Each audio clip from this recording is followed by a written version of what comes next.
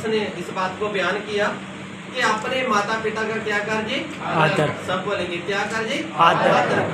है ना। तो फिर दूसरी बात ये भी आती है कि जो धरती के ऊपर रिश्ते हैं, एक जब शादी हो जाती है औरत की, तो औरत की जो शादी हो जाती है फिर उनके माँ बाप की तब्दीली हो जाती है।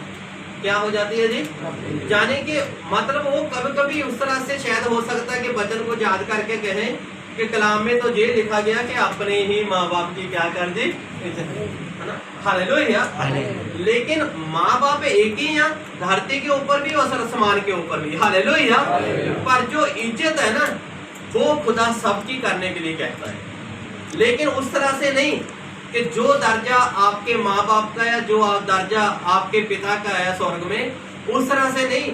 लेकिन इज्जत करने का मतलब क्या है कि जब एक औरत अपने घर को छोड़कर दूसरे घर में जाती है तो उस औरत का भी उसी तरह से फर्ज बनता है कि जैसे वो अपनी माँ बाप की इज्जत करती थी वैसे ही अपने सास ससुर को भी माँ बाप समझ के इज्जत करे।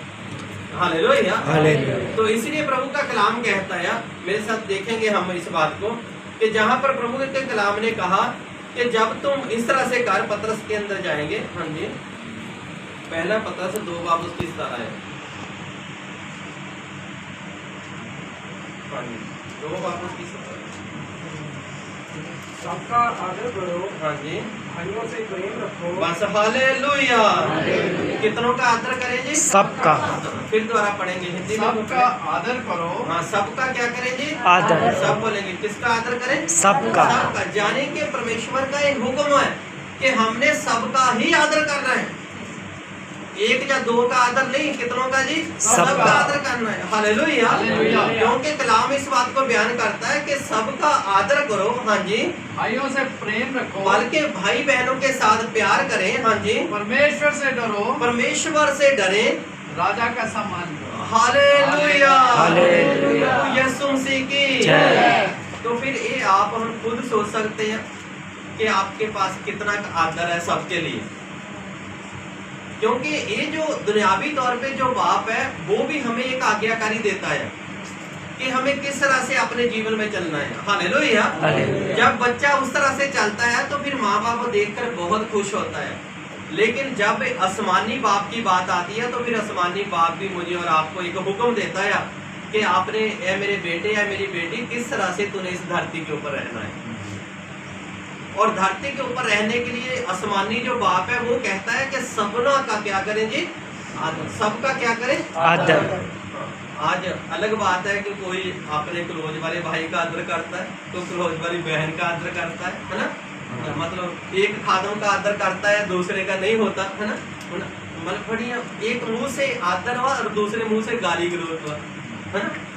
तो मतलब ये फिर कैसे हो गया आदर।